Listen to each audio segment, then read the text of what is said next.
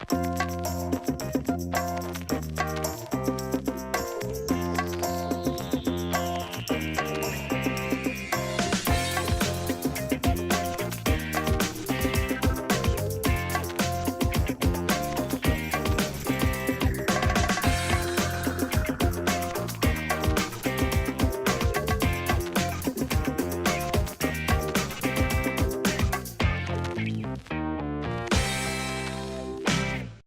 idea itself, reuse, is not new, of course.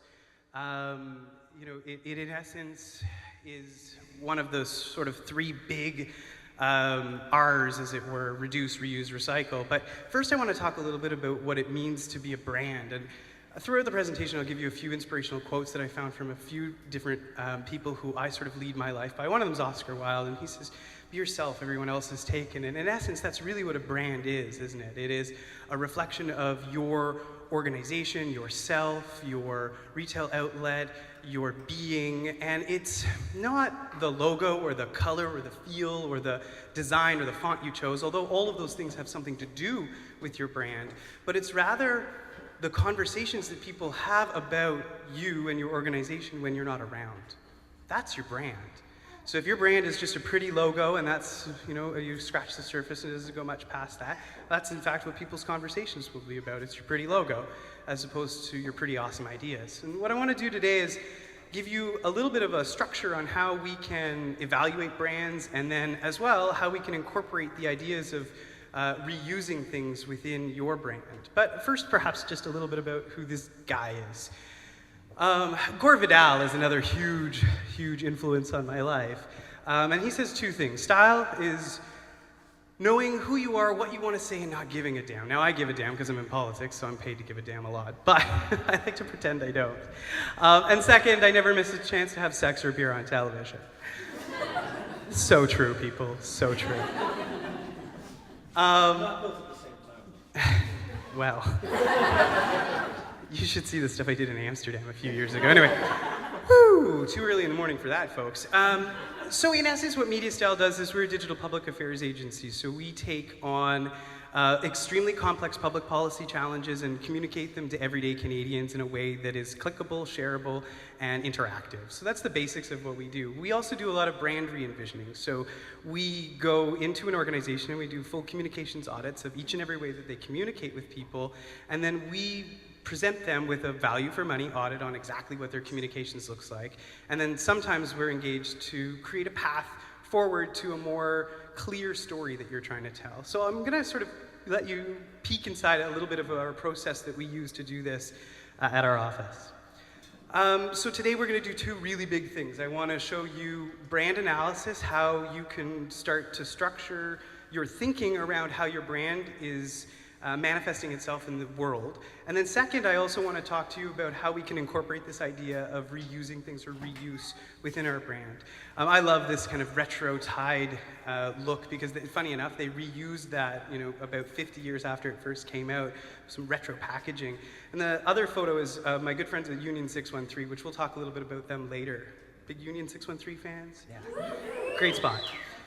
They won't be up at this hour, that's for sure. They were up late last night. So, where does this idea of reuse come from? Well, it is, I think, inextricably linked to the three R's. That stuff we learned all in elementary school and junior high. Reduce, reuse, recycle. I think reuse is the unloved R, I'll be honest with you.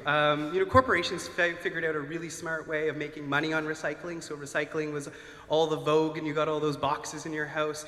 And let's face it, nobody in the corporate world really wants you to reduce anything. So, in essence, then you have sort of reuse, which is left. And recycling is the act of breaking something down and creating something entirely new out of it, or something entirely different out of it.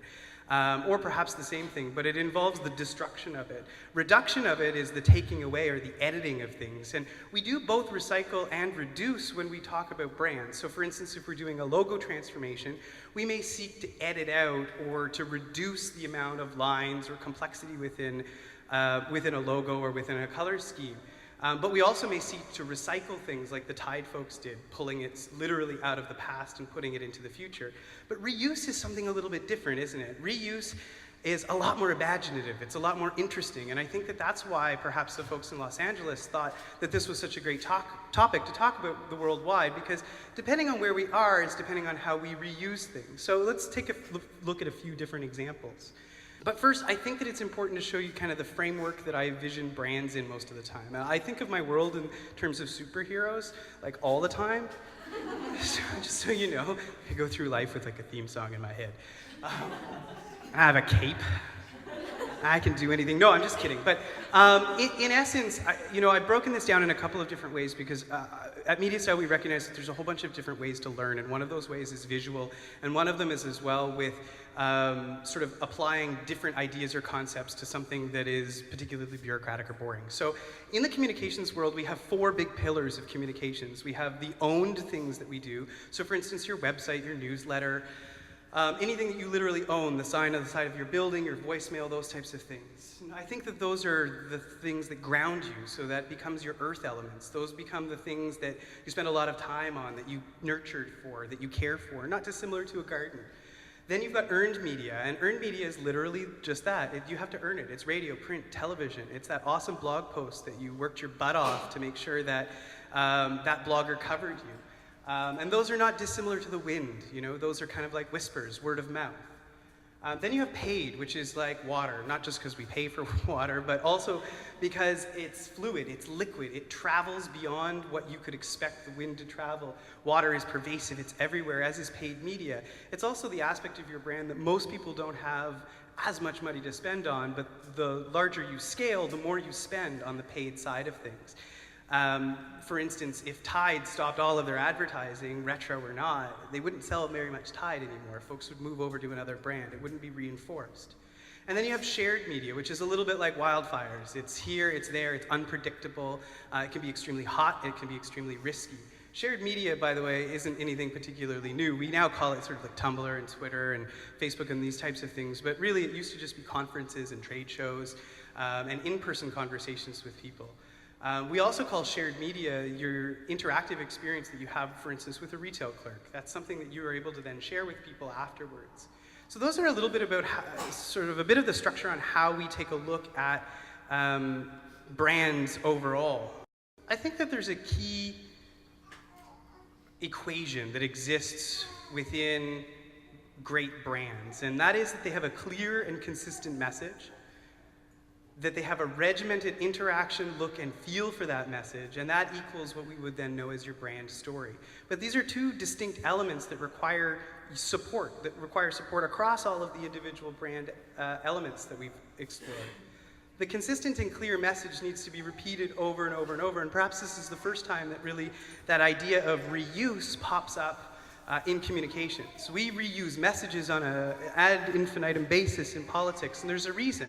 The consistent and clear message combined with a regimented interaction, look and feel. And what this means is that you're creating a set of expectations for the people who interact with your brand, and you're meeting those expectations on a regular daily basis. Whether those are in the social media world or whether that's in and behind a counter, you need to ensure that the experience that somebody has with your brand remains remarkably consistent from time to time. I have a good example of a restaurant that unfortunately is no longer. Those folks remember Gene Albert's. It was a fantastic spot, great soul food. But the problem was, as I told them, and the reason I was a regular and then wasn't, was that it was inconsistent. Right? So the brand promise was almost there, the message was consistent, here's the type of food you're going to be eating, but the problem is that they hadn't been able to codify and create systems to put in place a regimented interaction and look and feel with the food. So sometimes my chicken breast was double the size of the time that I got it last time, thereby creating a dissonance that didn't make much sense for me to continue to come back. We are creatures of habit, humans. And as much as we proclaim that we want new things and we want new experiences, what you really want most of the time as a human is things not to change too much, right? Just tell anybody that you're going to restructure their organization and see the response you get. So I think that this is the equation that we want to, sort of worth repeating over and over and reminding ourselves. There's a whole bunch of different elements, though, of this idea of reuse that we can explore. And I think that this is why it's probably one of the most innovative and interesting and imaginative types of the 3 R's, or types of ways that we can approach incorporating this idea within our brands and within ourselves. I think that, straight out of the gate, the folks here at the Hub know all about renovation, as do I now with Idea Space. It literally takes 4 permits, 6 individuals, and almost 3 months to get anything done at the city. But anyway, that's regressive.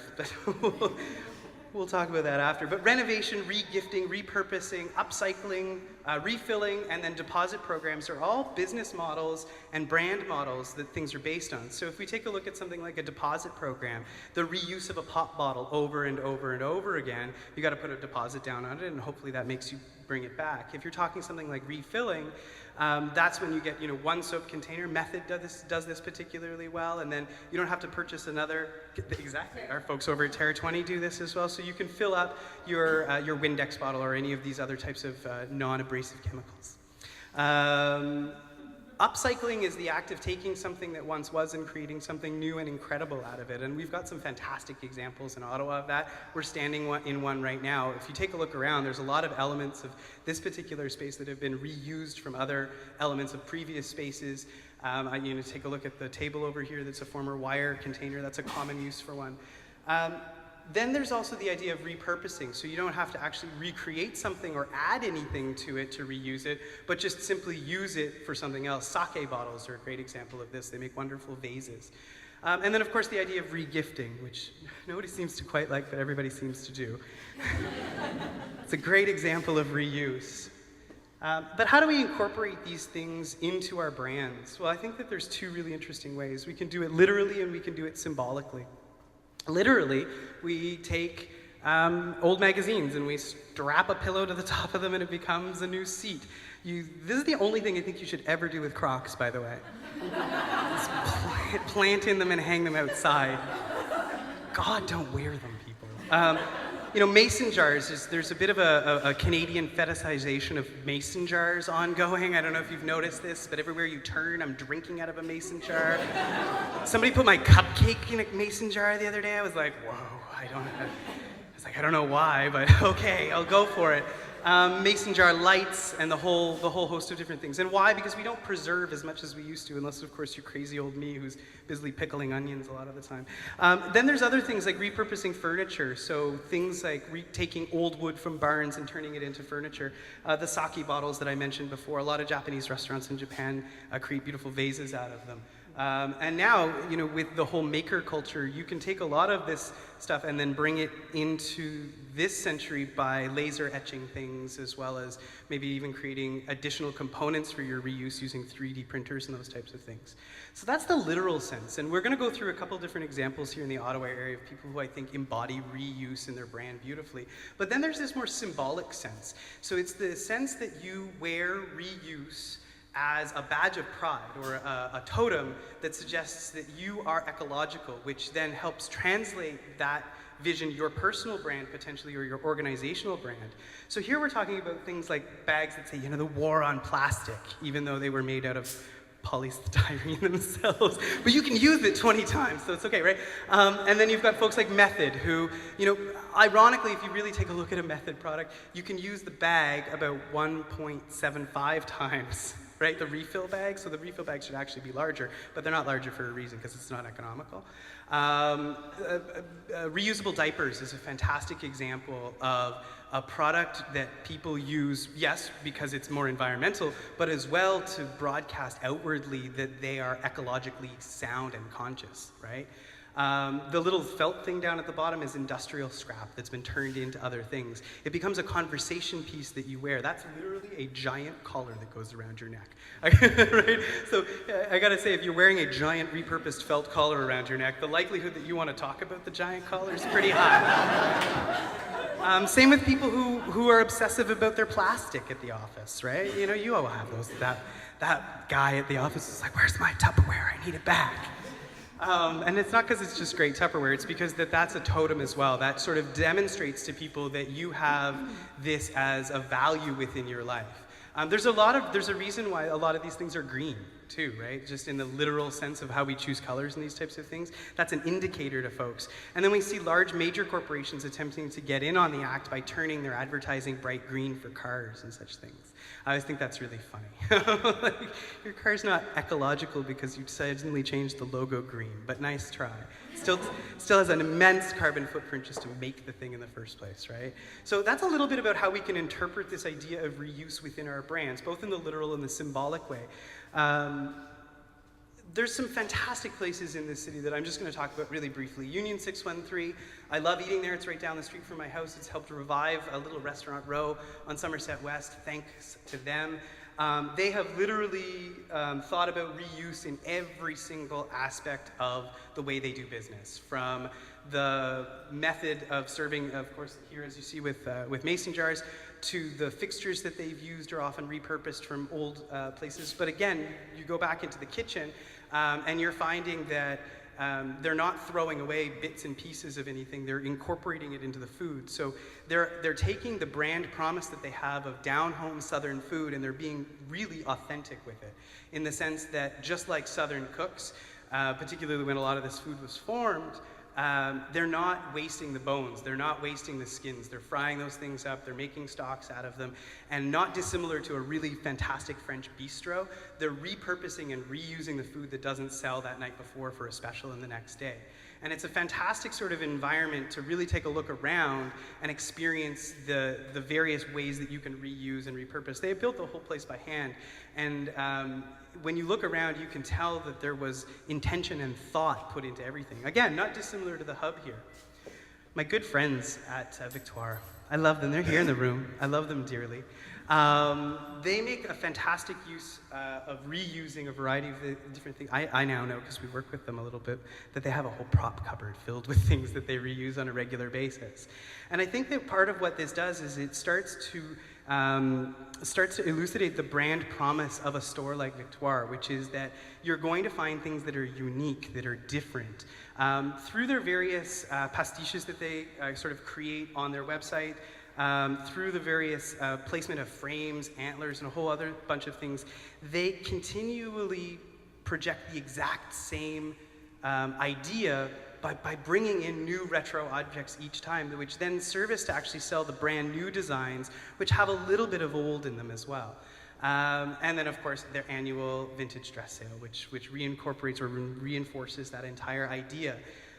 So I love what they're able to do at both of their stores. So take a visit and really see how each of the stores is different from one another as well. Folks know Third Life online. If you go to thirdwith3rdlife.ca, is a fantastic local artisan, and what she does is she takes men's suiting mostly and old leather jackets and suits from the Value Village and turns them into purses, wallets, cuffs, jewelry items. And again, this is sort of straddling that symbolic and literal interpretation of the brand. Her entire brand is about reuse. And I think that that's absolutely fascinating that she's been able to take this brand concept and translate it into literally every aspect of her brand, down to her business cards, which are embroidered fabric from suiting, which I think is a lot of fun, right? So that's the sort of thing that you save. That's the sort of thing that you put on an inspiration board. And then, quite literally, Repurpose. Has anybody been down? Okay, so all of you wonderful folks need to rush down to Repurpose. It's a store run by Operation Home. It is literally, they take old things and turn them into new again, and it's young folks who are doing it. And the reason that I wanted to incorporate it into this presentation is because I think that what they do there is quite a literal interpretation of reuse, but as well, it is probably one of the most youthful, exuberant, creative spaces that you can be in with these folks. So a lot of the youth that work here 2 or 3 years ago, or even less, would have been on the streets. And it's this sense that they have this creativity that is pent up inside of them, and then when they're handed things to repurpose and to create something with, they do it in such a joyful way.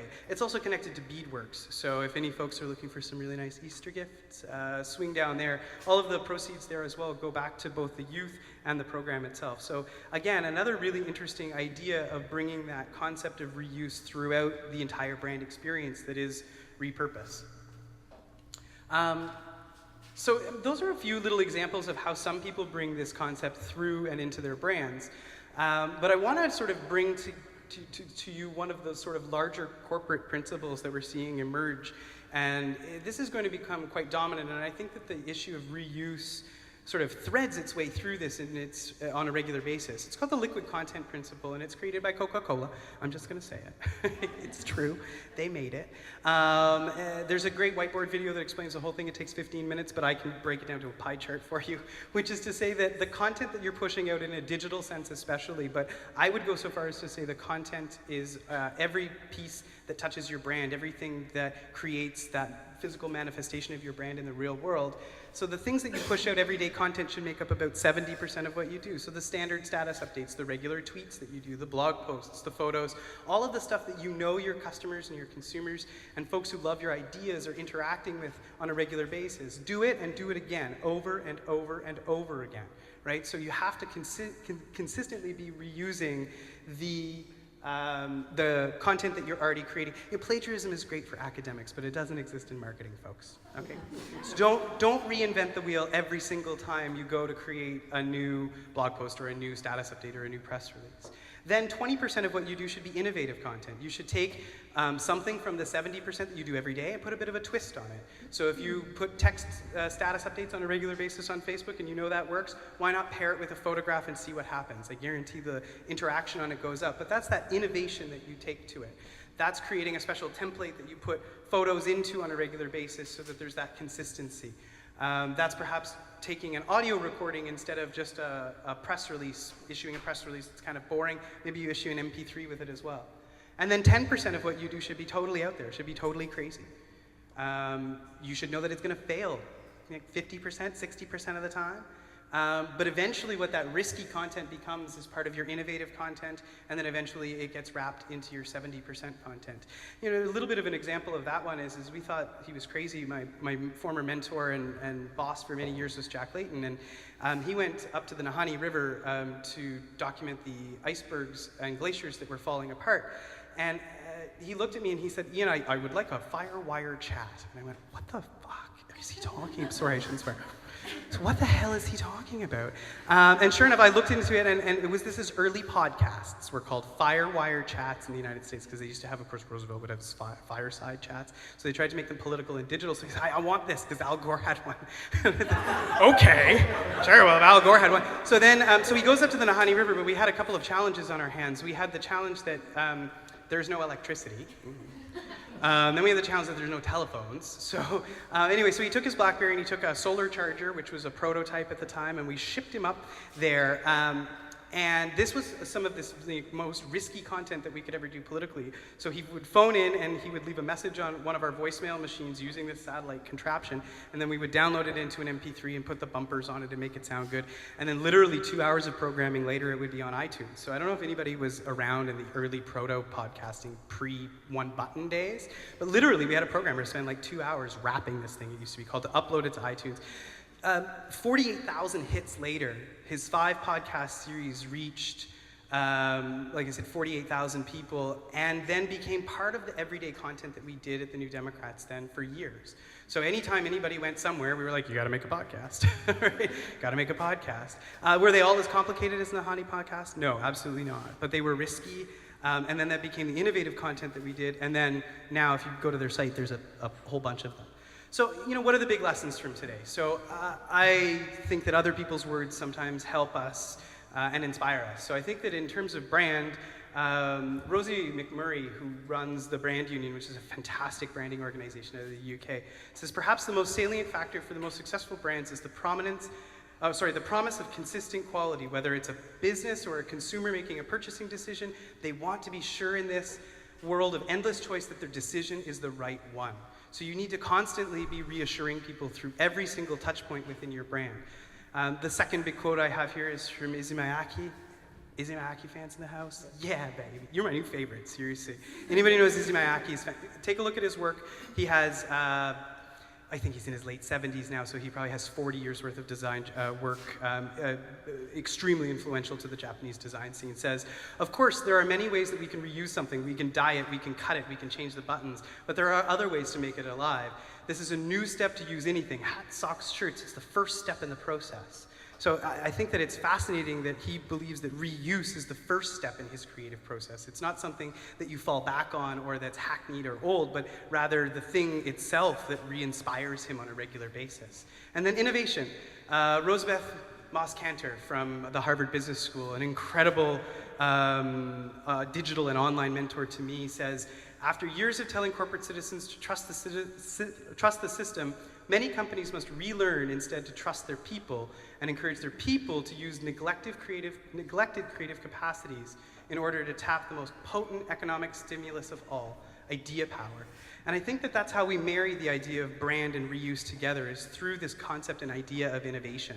So instead of believing that it's something that's antique or old, but believing that reuse is brand new, it's different, and it's exciting. In essence, the way I understand your question is there's an older paradigm of brand control, which involves a lot of brand manuals and standards, and don't ever make the logo any smaller than this, because otherwise, I guess, somebody's plant will die. I don't know. And don't ever say anything unless it's been approved by... Oh yeah, absolutely. Okay, so this is a struggle that exists within communications, advertising, marketing, public relations, government relations, constantly, all the time.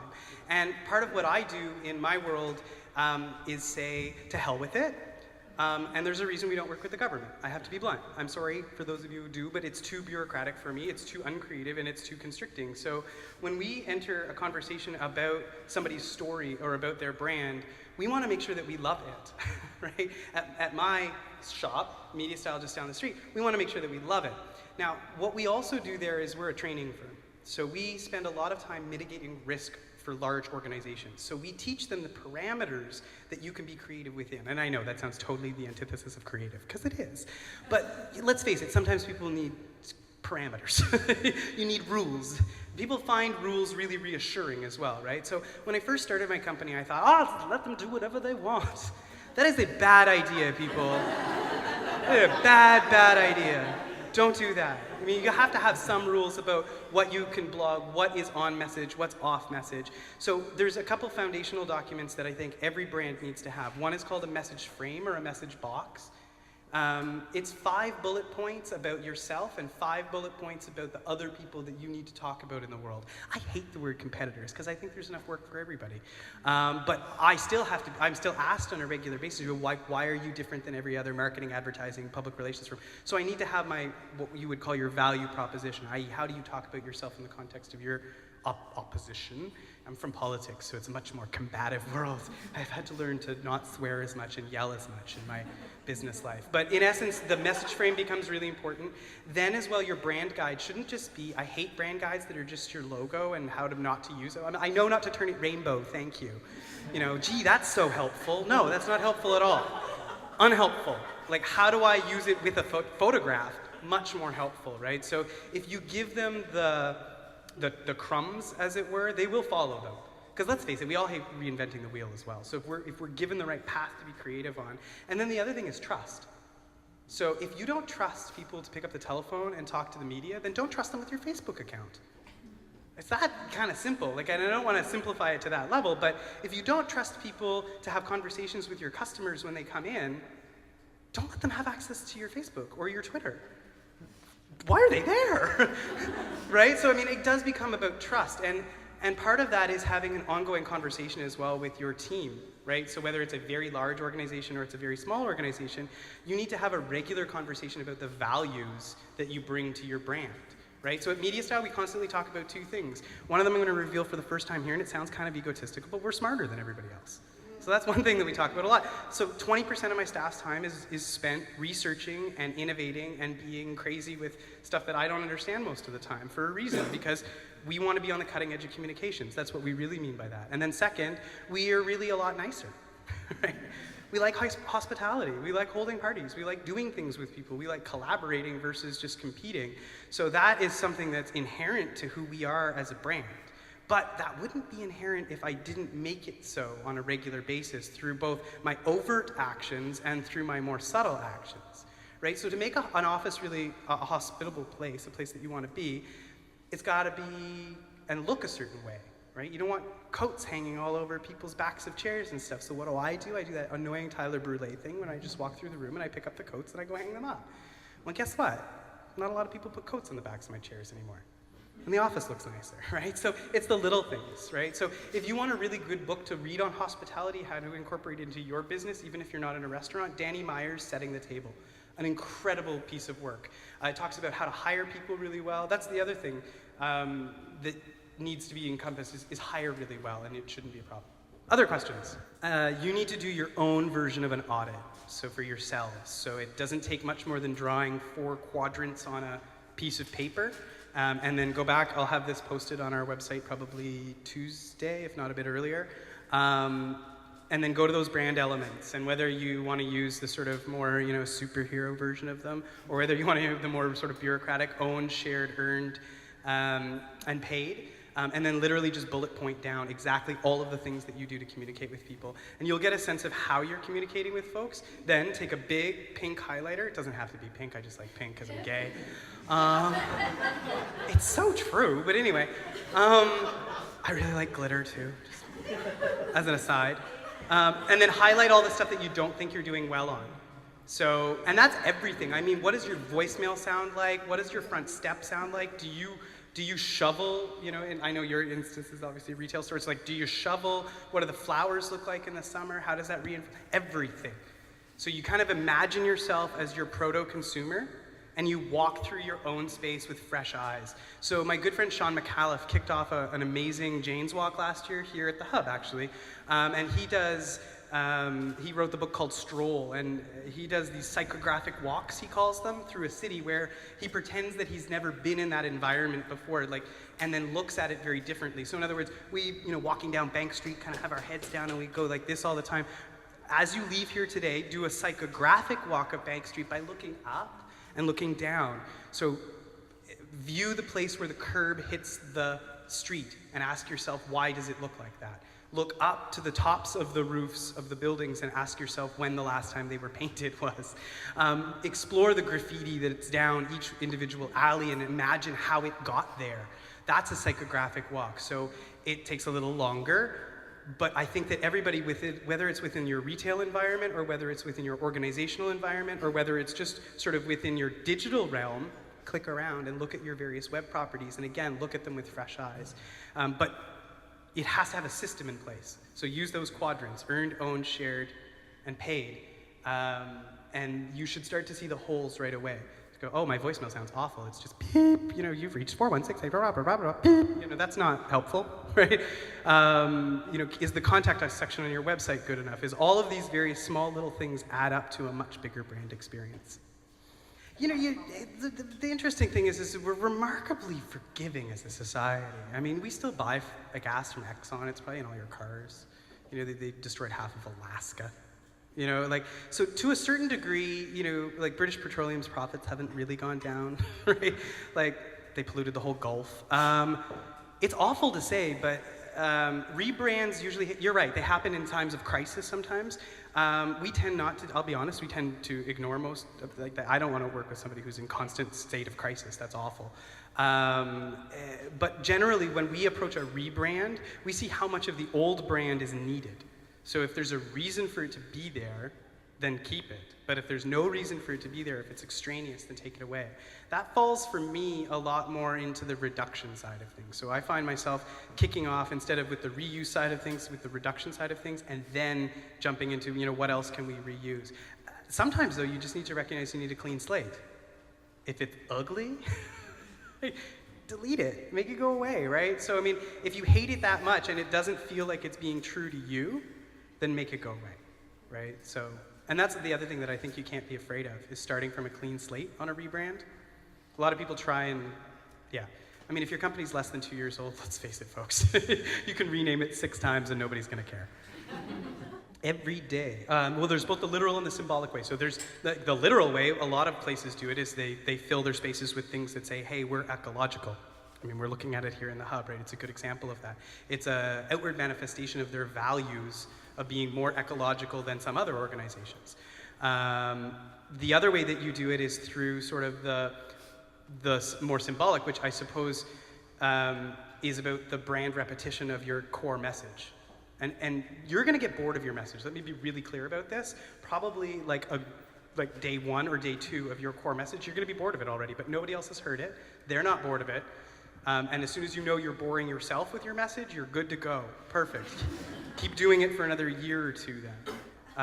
But it's critically important that you reuse each of the elements as well that you've created and attached to your brand. And that's really what I mean by that consistency of expectation. So if you've created an expectation with your clients that you're gonna phone them back within 48 hours, don't ever stop. Because otherwise you're fucked, dude. Like, what are you gonna do? 72 hours later, they've moved on to somebody else because they're like, wow, he always used to phone back within a day or 2. Those types of things are what you reuse quite reliably. And then fill your house with old junk. No, I'm just kidding. 5 words is all you ever need. Okay, so 5, I don't know what they are for you or for anybody really, but 5 words, if you get over 5 words, so try and describe what it is that you do in 5 words or less. And if you can't, what you do is probably way too complicated, people. Right? Now, if you're like a geophysicist, okay, sure. But even then, try and describe it in 5 words or less. I hate the elevator pitch. I think that's a bunch of bullshit. I think it's really old, and I think a whole bunch of people just tune out, turn off after about the first 5-10 seconds. Like, what do you tell people at a party? Right? Like, what do I do? So for us, it's when your online reputation really matters. Or when your reputation online matters. That's about, so do I say that to a whole bunch of people though? Do I run around town going, here's my tagline? When you're online, no, but that's the sense that people have. People know that when they have a problem digitally with the public affairs space, I can help them with that, right? So that's what they know. When you can't afford to lose is my good friend over at Navigator, Jamie Watt. So some of you will have seen his work when he got Michael Bryant out of the really sticky situation that Michael Bryant was in after killing someone. Seriously, he's a crisis communicator. That's all his firm does. So when you can't afford to lose, who do you pick up the phone and call? So 5, that's all you need. 5 words, maybe 6, be a little bit flexible with it. But if you can't get it down to that, re-examine your actual business model, right? Even really big corporations, by the way, can do this. Like Xerox, copying crap. 2 words, people, 2 words. Wait, what's that? They also have paper. Yeah, that's true. They also do paper. But most of your brands are not multifaceted and have subsidiaries, so you can describe it pretty simply. I'll just tell you the biggest mistake I make, because I think that's way more valuable. I used to think branding was a lot more about colors and logos and font choices and being brutally obsessive about Pantone colors. Seriously, oh my God, I obsessed about New Democratic Orange for years. I would go around the country with Jack Layton and be like, your orange is wrong. That's not the right green. And then it was like, eventually I sort of woke up and went, wait a minute. I don't care as long as they're sending the right message and it doesn't look ugly, i.e. they're not pairing orange and black together like crazy ass Halloween signs. Okay, so I finally realized, maybe if I just talked to them a little bit about their media interview that night and how they could be a bit more consistent with their message. So I think that this sort of obsession with things like Pantone colors and font choices and those types of things, if it is aesthetically beautiful and pleasing, then use it, right? So at MediaStyle, we don't have Pantone colors. Okay, my creative director's gonna kill me because he just gave us some, but that was just because we've got a new web project and somebody needed them. But I've said for the longest time, MediaStyle's colors are bright orange and light blue. It's now apparently hot pink as well, according to Benjamin, which I'm fine with. But yeah, so don't obsess over the logistics of brand as much as you obsess over the experience of that brand. Critically important that when you talk to people, you don't just ask them, did you like the way that looked, or does my new website look great? It matters to me way more, did you find the information you needed? Right? And that's a great story to be able to tell. Yeah, I found what I needed means that the brand experience was solid and strong.